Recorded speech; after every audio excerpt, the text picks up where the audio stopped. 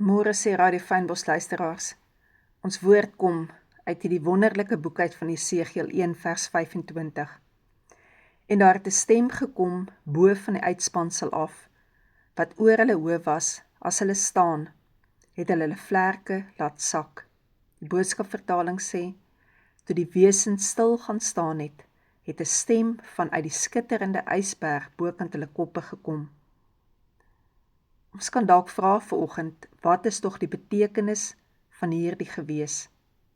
Hierdie paar woorde, hulle het hulle vlerke laat sak.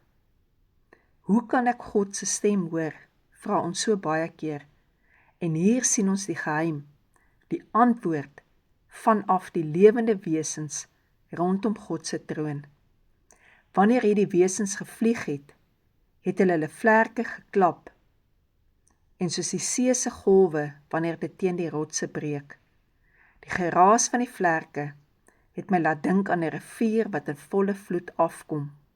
Dit was die Here se stem wat ek gehoor het, wanneer die vlerke geklap het. Dit het geklink soos 'n groot klomp mense, 'n hele skare wat gelyktydig praat, of soos 'n groot groep soldate wat gelyktydig skree en roep. Die Here wat oor alles en almal mag het so gepraat. En elke keer wanneer die wesens stil gaan staan het hulle vlerke laat sak. Elke keer wanneer die wesens stil gaan staan het hulle vlerke laat sak. Ons almal het seker al in die natuur 'n voeltjie gesien wat sy vlerke klap, fladder, maar op een plek stil staan. Maar hier staan, wanneer die Here praat, het hulle vlerke laat sak. En hy praat hier van die wesens rondom God se troon. Het jy dit ook al beleef, wanneer jy in God se teenwoordigheid kom, dalk staan jy, dalk kniel jy, dat daar in jou gees 'n fladdering is. Dit is asof jy nie kan rustig raak nie. En hier moet ons sien, dat dit 'n antwoord is, dat ons nog nie dan tot 'n totale stilte in God se teenwoordigheid gekom nie. Daardie fladdering wat in ons is, beteken ons het nie lank stil genoeg geraak om God se antwoord te kan hoor nie, om sy stem duidelik te kan hoor nie, om te deurdrenk te word met sy teenwoordigheid. En hier leer ons vanoggend by hierdie wesens, om so stil te raak as God praat, sodat ons hom duideliker kan hoor.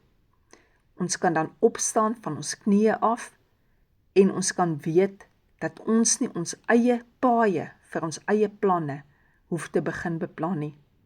Soos wat ons soms iets verloor het en dan moet ons mos terugstap, terug daardie paadjie, onthou wat ons laaste gedoen het, waar het ons dalk laaste die sleutels gehad, totdat ons terugstap by die plek waar ons hierdie sleutels verloor het.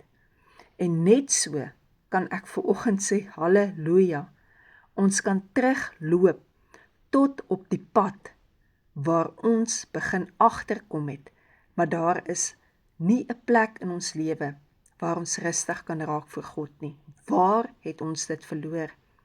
Ja, in sulke tye waar ons hierdie fladdering beleef, hierdie ons kan nie tot rus kom nie, kan weer herstel word. Dit is wat so wonderlik is van ons Here.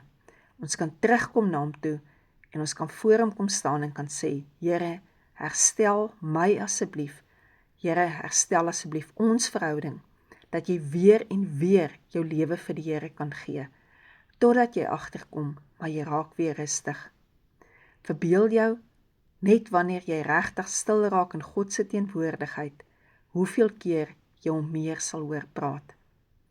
As ek met jou praat, en daar is 'n radio tussen ons wat speel, gaan jy regtig kan hoor wat ek vir jou sê, as ek sag praat.